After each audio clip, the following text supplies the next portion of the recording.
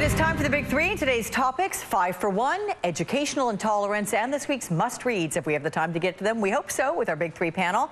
MSNBC.com senior editor Beth Fouhy, Republican strategist Joe Watkins, and professor of political science at Hiram College and politics editor of Source magazine, Jason Johnson. Hi, guys. We're going to go fast. Here we go. Let's go to 5 for 1, with some Republicans criticizing President Obama over how the release of Sergeant Bergdahl was handled, specifically the release of those 5 Afghan detainees from Guantanamo Bay. Here's GOP Congressman Mike Rogers today. Across northern Africa, the #1 way that al-Qaeda raises money is by ransom, kidnapping and ransom.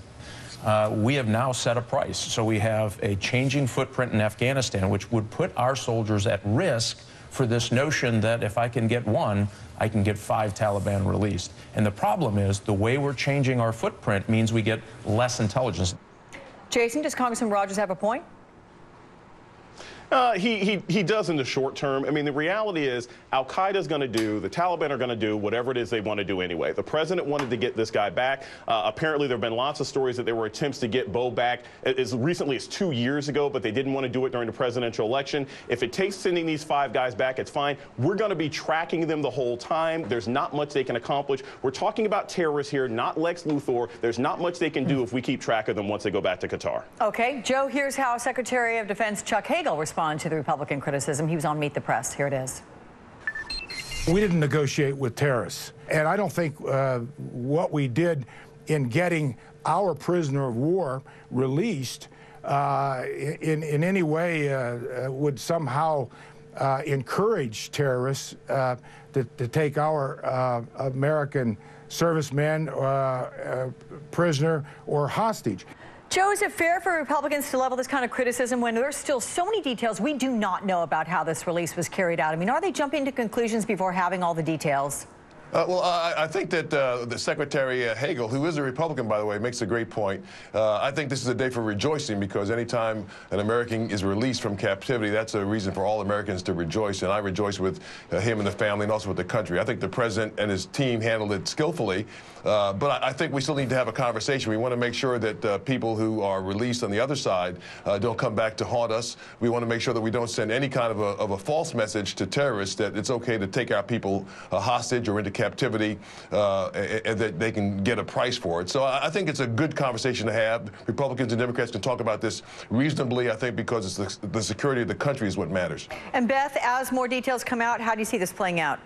Well, I mean, there's still a lot that we need to find out, and I think the question about whether Republicans are jumping to conclusions too soon is legitimate. I mean, look, there are many, many questions to be asked, but nonetheless, frankly, Republicans do not want to let the president have any sort of victory. So they seem to be in this position now of criticizing the release of an American soldier.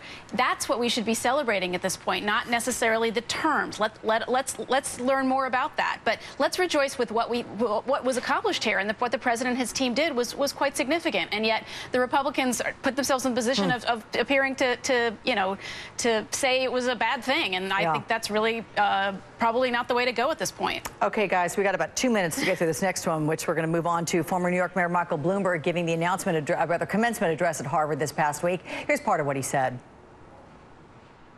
Great universities must not become predictably partisan, and a liberal arts education must not be an education in the art of liberalism. And the former mayor also said that liberals try to repress conservative ideas on many college campuses, and that conservative faculty members are at risk of becoming an endangered species. You're a college professor, Jason. Accurate? I think this is so ridiculous, and people have been saying this for years. I wish I was that influential with my students, okay? There are plenty of conservative Republican faculty members on campus in every single area. So as far as I'm concerned, he's just promoting a Republican myth. It's not true. There's a lot of diversity on most college campuses. Now, whether or not students want to protest a graduation speaker is different, but in the faculty, it's still very diverse ideologically. Joe, your thoughts? Then you, Beth? I think Bloomberg is right on point. I mean, Condi Rice couldn't speak at Rutgers. I mean, Kelly got booed at Brown. I think that we want students, whether they're Democrats or Republicans, to hear what everybody has to say. And that's the way you learn. You learn whether you like something or disagree with it by what you hear. So everybody ought to be heard. Embracing different ideals, absolutely. Just learning, listening to others. Final thoughts from you, Beth, on this? Yeah, I agree. I mean, a university, a college should embrace the marketplace of ideas and listen and understand and tolerate and disagree if necessary, not ban people from speaking. Okay. Never going to ban the three of you from speaking, that's for sure. I'm inviting you back, and thank you. I'm sorry this was short, you guys. We had so much news. My goodness, lots of news going on today. Thank you, Jason, Joe, and Beth. That's a wrap of this Sunday edition of Weekends with Alex.